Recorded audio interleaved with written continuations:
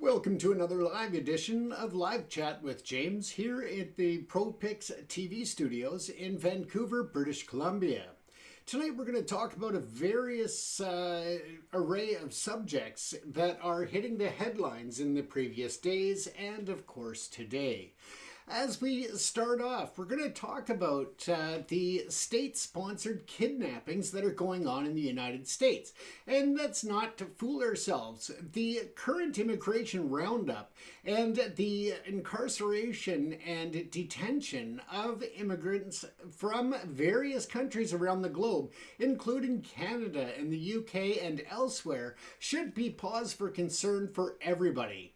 Now, there is a policy that you can have voluntary withdrawal. When you are applying to enter into the United States by showing up at the border, whether that is at Customs and Immigration at the airport, or at the water ports or marine ports, and at land border crossings.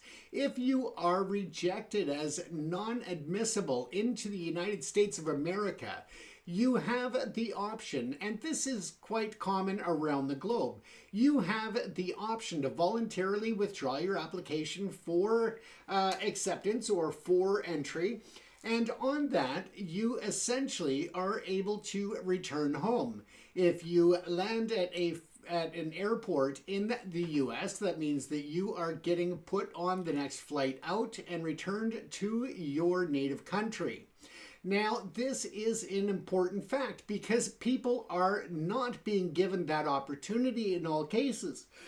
In some cases, they are actually being arrested and sent to detention centers and prisons that are not equipped to handle the volume, for one. And number two, they are not meeting the minimal standards set out under the United Nations guidelines or even within the national guidelines of the United States of America in treating and the treatment of immigrants who are detained. Now, people are talking out. They're talking about the horrid conditions that are happening within these facilities. And let's not forget, folks, that a lot of these facilities are actually privately run prisons, basically.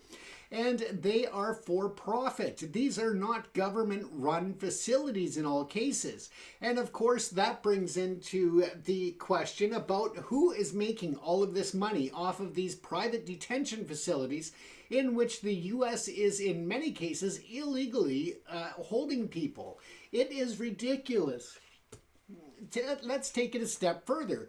And when they are talking about gang members from Central and South America being sent to El Salvador or other countries and being detained in their prison systems, this should be cause for concern.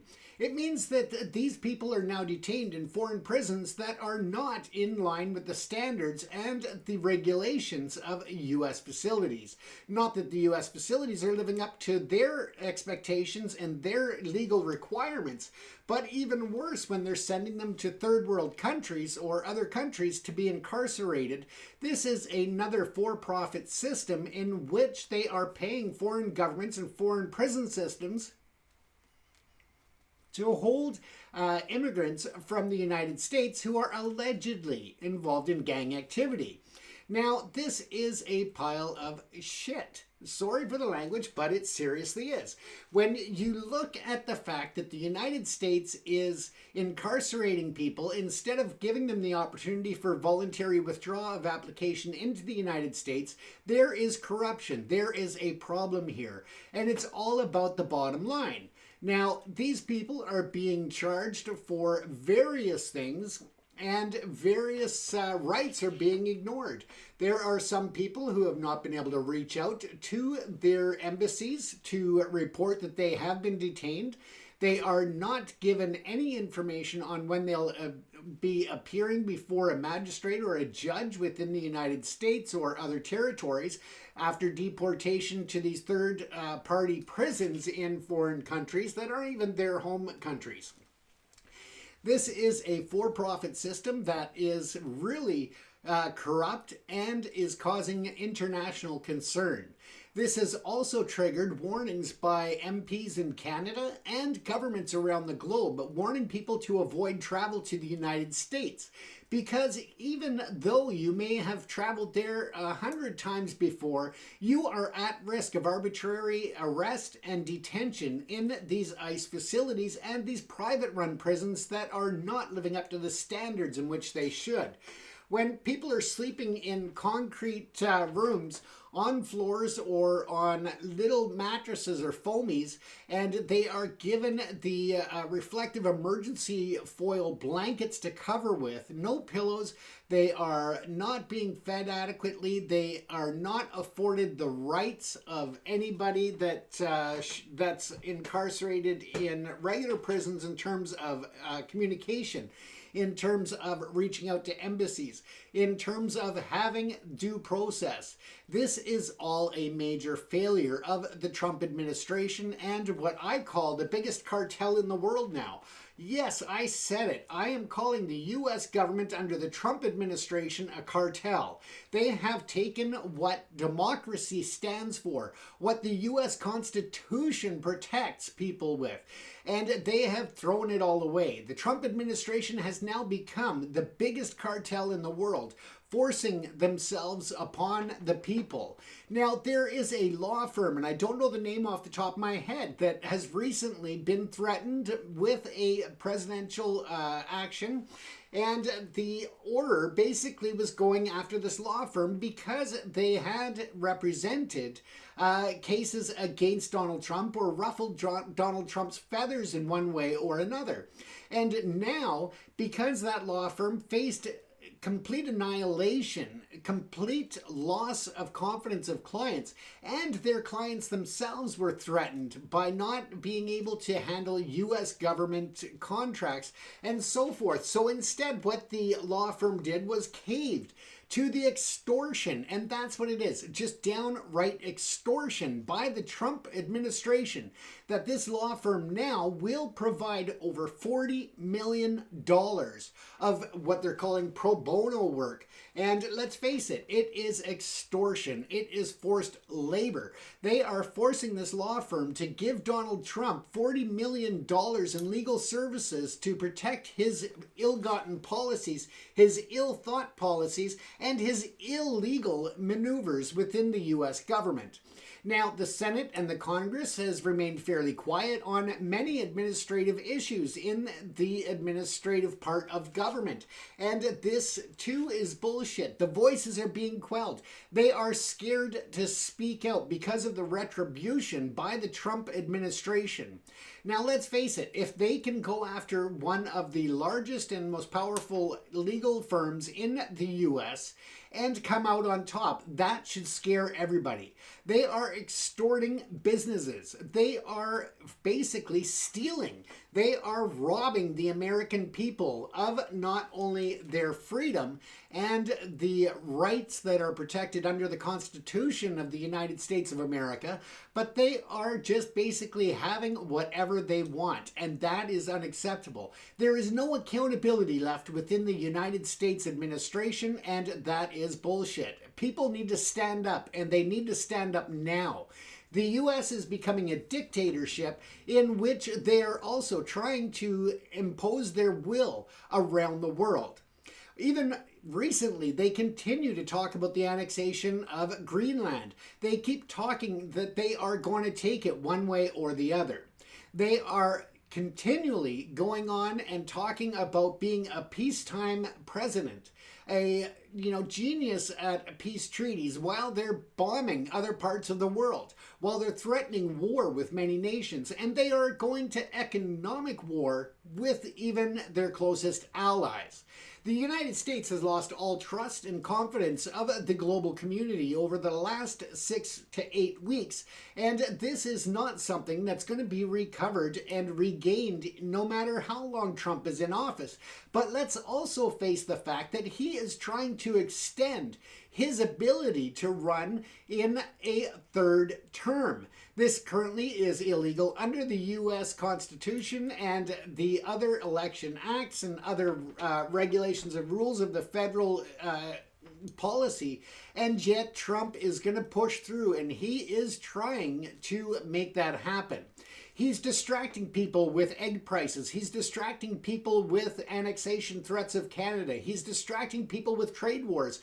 But let's face it, folks, trade wars are not good for anybody. They're not good for U.S. business. They're not good for international business. And they sure as hell are not good for the American consumer. Now, if you don't yet understand, the tariffs are a tax on the American people.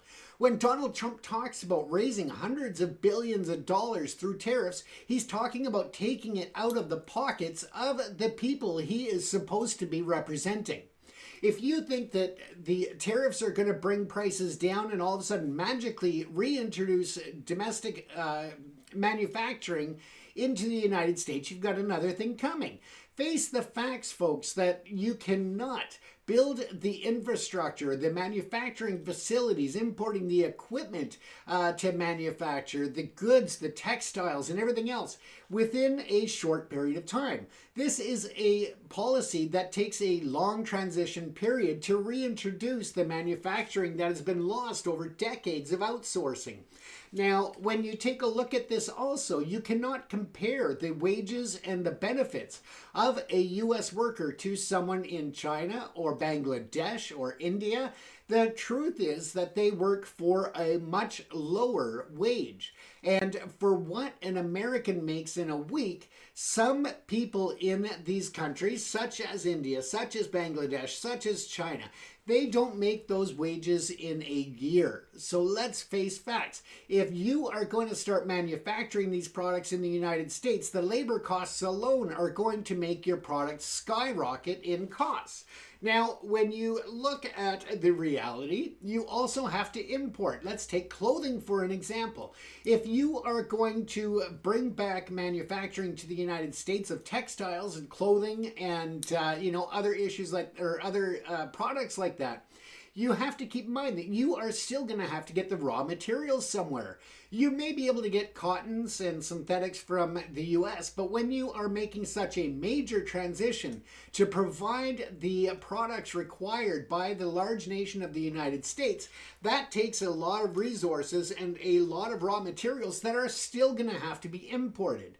These imports, again, are going to be subject to tariffs. So therefore, not only have you driven up now your product costs because of the labor costs, you have driven them up through the tariffs, you've driven them up through importation. You have, of course, countries are going to raise the prices on those raw materials because of the fact that they are not getting the benefit of all of the jobs and such that were created by taking that raw material into an end product and exporting that to foreign nations. Now, you are causing a dip in the GDP and the income of people in these other countries. So therefore, if again you think it's going to push the prices down, you are fooling yourself, and you might as well just drink Donald Trump and Elon Musk and JD Vance's Kool-Aid, because the fact is that what they are doing is nothing short of destroying the great nation of the United States of America, and that is not acceptable. Now, they are forcing, again, this ridiculous concept that they want to annex Canada. And he is currently kissing ass to the King of England, King Charles. He is going forward. He's talking about how the U.S. could come into a much closer tie with the Commonwealth and basically become an extension member of the Commonwealth, and going on while he is threatening other members of the Commonwealth with annexation, with tariffs and trade war and economic disaster. And yet he thinks that he's going to walk in and become some sort of honorary member. The United States is going to become an honorary member of the Commonwealth, essentially. He has got his head so far up his ass, his face is going to go from orange to brown real soon. Now, let's move on to other topics. We're talking about vehicle importations when it comes to tariffs, and it comes to the job losses and the financial impacts on the U.S. and North American economies. Now, Donald Trump is going against his own trade agreement. The US-Mexico-Canada trade agreement was negotiated by Donald Trump, and yet he still calls the trade deals the worst in history. He calls Canada evil. He calls us nasty. And what he doesn't realize is that we are not nasty. We love our neighbors to the south. We are friends. We are family. And we have very long-rooted connections, whether it's through trade, whether it's through familial ties, whether it's through standing shoulder to shoulder after 9/11, when we stood proud to stand by America's side. And let me tell you, there is not a person in Canada that questioned and I mean any time did anybody question whether we were doing the right thing. We stood proud and we stood tall and we stood against those who attacked Americans on American soil in New York on 9/11, and we will do it again if the call is ever received. We will always stand proud with our American neighbors. We may not support the administration, we may not like your president, and we may not stand for his bullshit and rhetoric, but don't let that fool you. We will stand proud and we will stand tall to stand with our American neighbors in times of need, as we always have in the past. We are not angry with the American people. We are pissed off and we are angry and we feel cheated and deceived by Trump and the Trump administration. So let that be understood, that that is the reality. We, again, are not going to roll over and play dead. We are not going to back down. We are going to keep our elbows up, and we are going to be proud Canadians, and we will never stop being proud Canadians. Now, let's take a look at all of the other things that are headlines in the news. And we can start with Elon Musk. Now, Elon Musk and Tesla are taking a huge hit right now because the public sentiment, again, is pissed off. Whether you're looking at the European Union, whether you're looking at the UK, whether you're looking at Canada, people are pissed and they are making their feelings known through boycotts, through selling of their Tesla vehicles. People are embarrassed to be driving Teslas, to be driving Cybertrucks. And I mean, let's face it, the sales of Tesla vehicles are falling as quickly as the parts fall off of a Cybertruck. And that is the reality. Now, on that note, though, Elon Musk's Tesla is under federal investigation in Canada. The Canadian government offered EV credits, electric vehicle credits, on the sale of new electric vehicles. They announced that this program was ending. It was very successful. A lot of money was doled out. And in the final weekend after that announcement, the Tesla company had claimed over $43 million in credits. And it would have equated to such a sizable number of sales that just didn't happen. And Don, you're absolutely correct. Those Cybertrucks don't work in the cold winters. Neither do the cars a lot of times. They are pieces of shit. And when you look at Canadian winters or even northern parts of the US, you get a lot of snow. And the way that the headlights even are positioned in those pieces of garbage is that they are not generating the same heat as traditional headlights would, and therefore they're not melting snow and ice. Now add to it the positioning of those lights with the indent there. They also get blocked up with snow and ice that, as I said, the ice and the snow can't melt as you would have seen historically with the old headlights, because they had a lot more heat. These pieces of garbage that they call Teslas are just a phony pile of crap in which it is probably the world's biggest Ponzi scheme that you've ever seen. People have been duped, they've been lied to, they've been cheated, and they've been robbed. And when Tesla filed those millions, tens of millions of dollars in electric vehicle rebates over that final weekend, there was major fraud involved. When you look at the sheer numbers of one dealership in Ontario, that dealership would have had to have had about 120 employees doing consistent deliveries 24 hours a day in order to meet those needs and the claimed sales.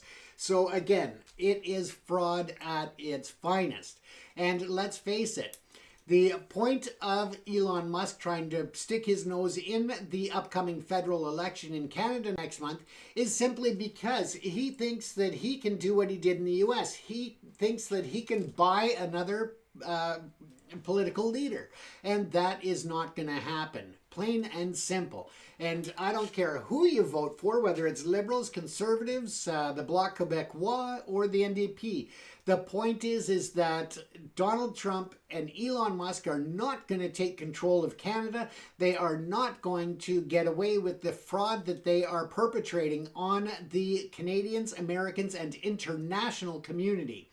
Now, we know what the problems are with Tesla, but we also know that there have been a lot of protests that have taken it to the next level. And that, in what I'm talking about, is the damage to the Tesla vehicles, the burning of Tesla vehicles, the slashing of tires. And I do encourage people to not participate in such activity. And the reason why is that at the end of the day, that costs each and every one of us money. And it's not impacting Elon Musk's pocket. It might hurt his pride, absolutely, and hey, he needs to be taken down a notch or two when it comes to his ego. But at the end of the day, it's our insurance premiums that are taking a hit. The more that they have to spend in terms of insurance claims on these dealerships, on these Teslas and such, that is going to push up the insurance rates for each and every one of us. And that impacts small business. It'll impact your home insurance. It'll impact your car insurance, because let's face it, the insurance companies are not going to take a loss. They are going to increase the premiums for everybody in order to compensate for the losses that they're taking at these dealerships, and the vandalism that's going on in public of the privately owned Teslas and the Cybertruck. So again, I encourage you not to physically harm or do damage or vandalize any Teslas. And let's also take that a step further about damaging and intimidating Tesla owners and drivers. Now, it was only a year ago that people were still stuck on the idea that Tesla was a good company, that it was run well, that the vehicles were a step forward in protecting the environment in terms of helping climate change. And it was socially acceptable, and it was the thing to do, is to buy electric. And let's face it, Elon Musk captured that market. Now, people spent a lot of money to buy these vehicles, and of course, they didn't realize maybe the full cost of ownership when it comes to battery replacements, when it comes to parts flying off on the highway, and so on. But the reality is that a lot of people cannot afford to get out from under the financing agreements that they made with their banks or private finance companies to buy the vehicle in the first place. Others, meanwhile, can't afford to sell their vehicle in this market because let's face it, the value and the demand for these Tesla vehicles is low, and therefore it pushes the resale price lower. So a lot of people cannot afford to get rid of their Teslas, and that's impacting families and individuals across not only the United States, but here in Canada and elsewhere in the world. So again, try to have some compassion and understanding for those who are forced to continue to drive their Teslas. It's not their fault that Elon Musk has gone completely off the rails, that he is bought a U.S. president and is taking full advantage of the opportunities in which he paid for. And that is also just a real shame of the reality of life. Now, we can also take a look at the other changes that are going on, whether it is in the US, Canada, or elsewhere, and that is the fact that the Tesla Cybertrucks have been pulled from the UK and the European market because they do not meet safety standards. Now, in North America, the difference is that when we look at the safety standards of a vehicle, it is about the driver and passenger compartment. It is about the risk of injury to those who are traveling within that passenger vehicle, and that is the main concern. In the UK, they broaden that because they also look at what damage and what injuries can be caused by the lack of safety features that are built into the vehicle to protect other motorists or pedestrians out in public. So let's face one example would be if you are driving a Cybertruck that is built to not have crumple zones as much as most vehicles. Instead, they are built to sustain these crashes.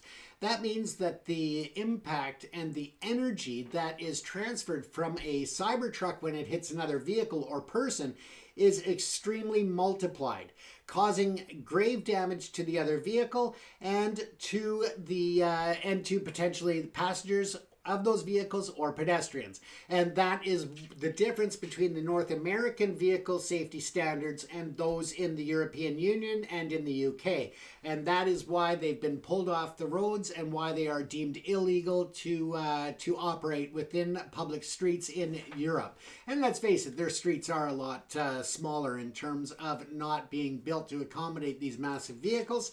And the cost of petrol or fuel, gasoline and diesel over there is substantially higher. And that's been, of course, it doesn't apply to Cybertrucks, but it does apply to the infrastructure in the way it was designed and built.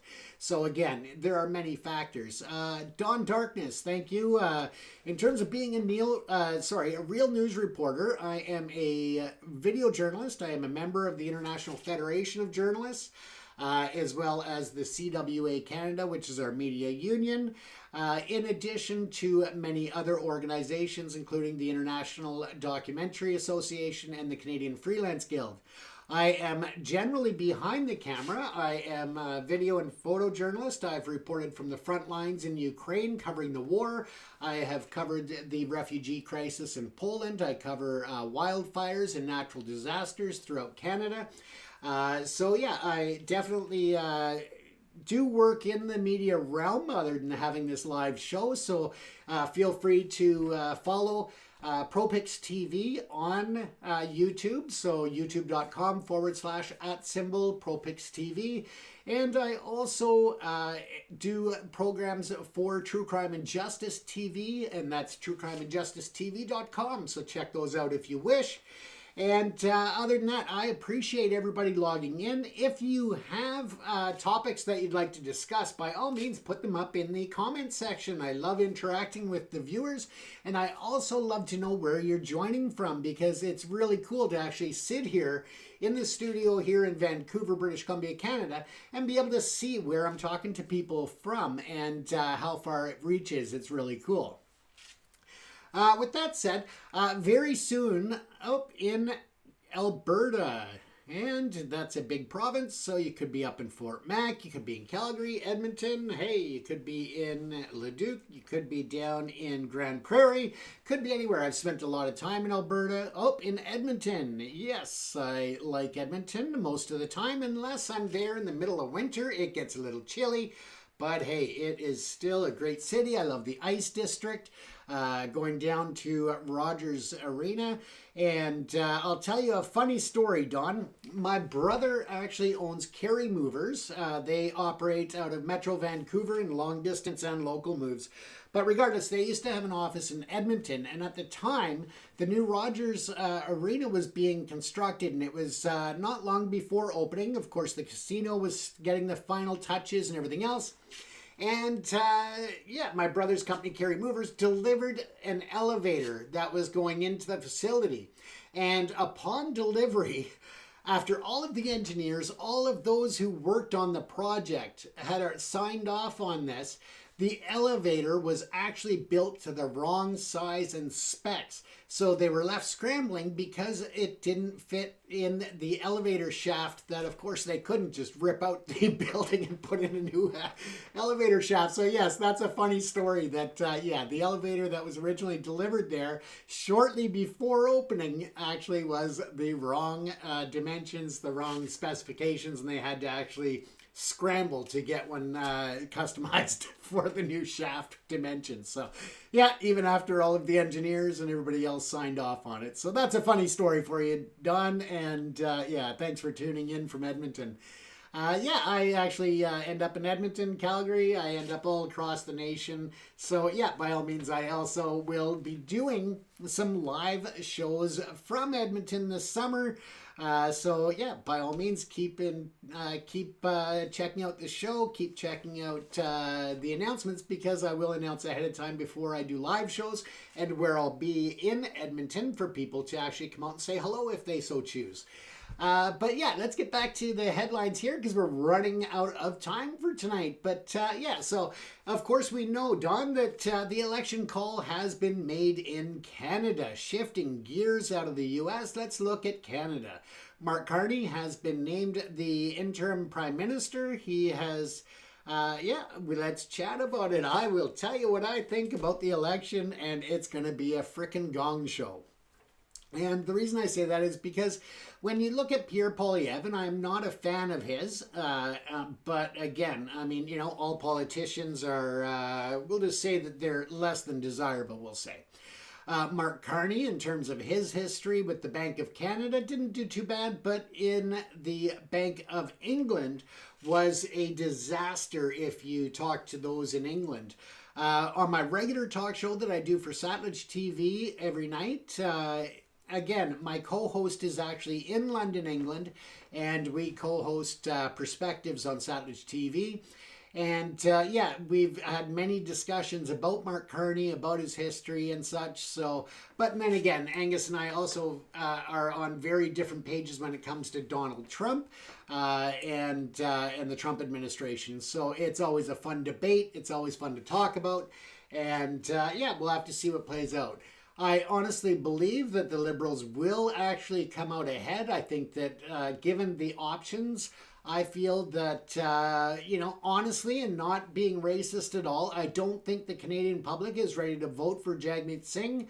Although I have a lot of respect for him, I feel that he has the balls to stand up to bullies like Donald Trump, and that I just don't believe that Canadians are ready to elect a seat prime minister, and that's a shame, because I think he's got a lot to offer the country. But again, like all politicians, I can't say that I agree with all policies of any of them. I think that Justin Trudeau did a decent job in Canada, leading us through a lot of many challenges that were unprecedented, but I also disagree with some of the things that he did, and I understand why many people are angry and frustrated. And that is, you know, something that's impacted Edmonton, Fort McMurray, and other regions across the country when the Liberals nixed the certain pipeline agreements, when they tried to too rapidly phase out the fossil fuels and our drilling. They tried to do it too quickly without a solid plan and a solid, realistic approach to moving to renewable energy. And I think that that was a big failure by the Liberal government in the last decade. But again, I do believe that we need to do things to improve our environmental policy. I think that we have to do a lot to protect our country and our nation the way they are.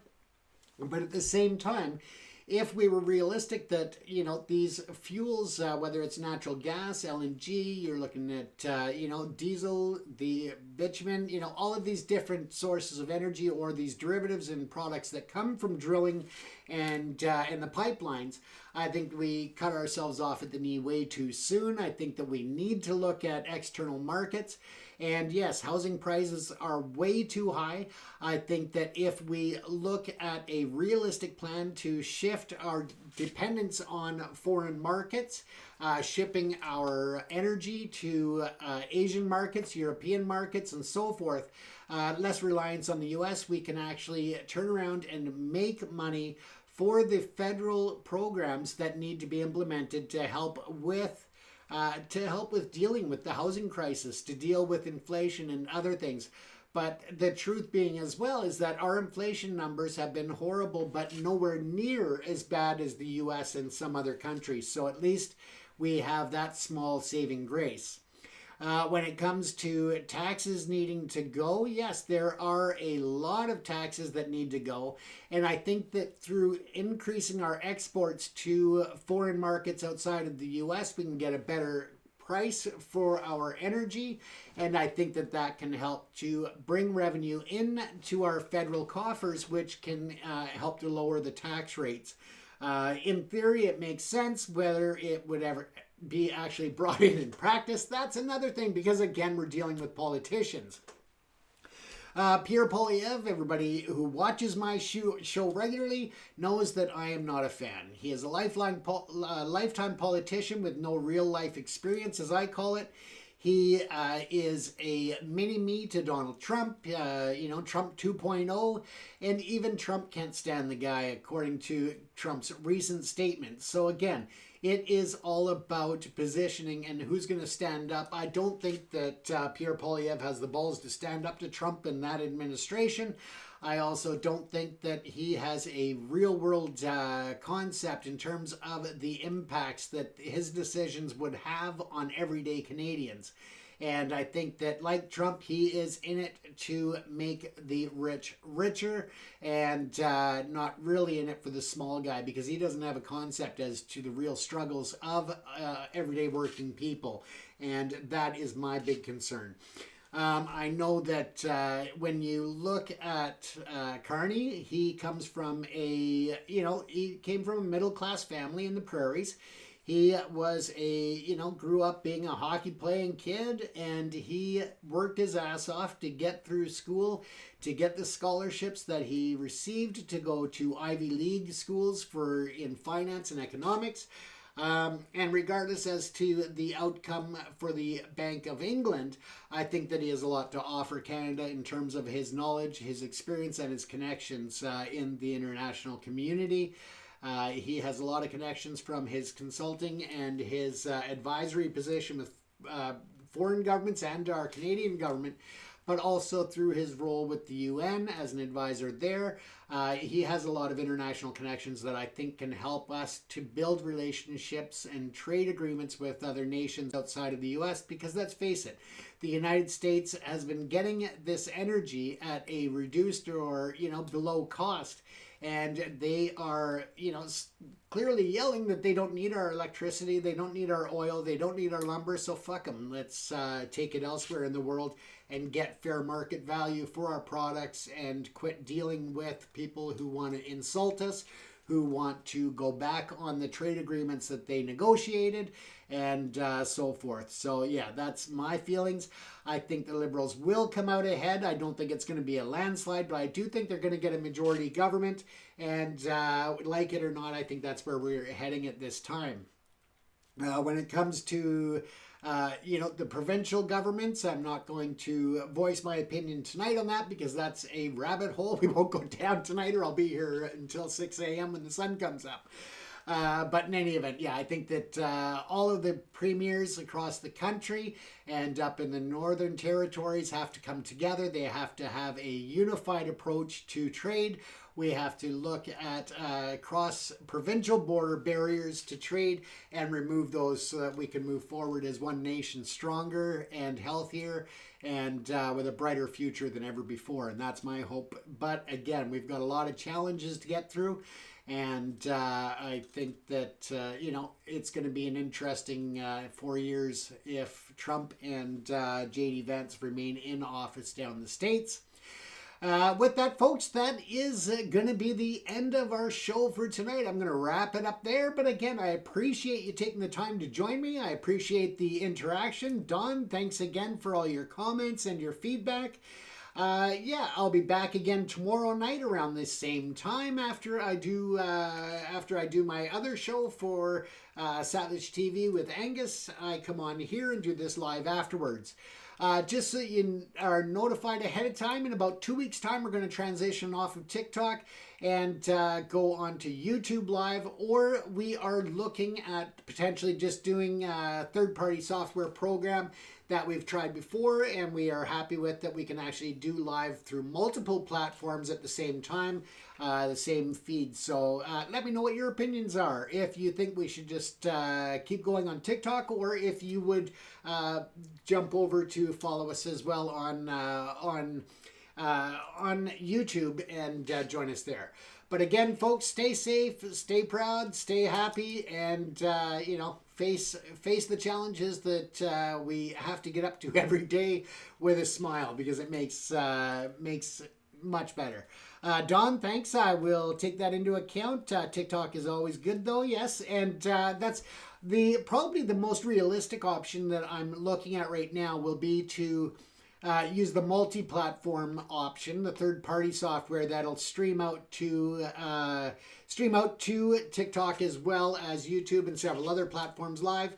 But yeah, I just have to work out some of the logistics there in terms of the chats and keeping the chats flowing so that I'm not ignoring everybody on a certain platform and such. So yes, Facebook I'm also looking at. And this platform I believe also goes over to Facebook as well. So I'll keep you updated on that. Thanks again for tuning in, everyone. This is James Kuzno from ProPix TV in Vancouver, British Columbia. And again, if you are watching the replay of this episode, you can always leave your comments in the comments section. I do check them out all the time and keep up to it. So if you have show ideas or just comments about the show, leave them in the comment section and I will respond. Thanks again for tuning in. Take care, everyone. Stay safe. And again, it's James here in Vancouver, British Columbia at ProPix TV.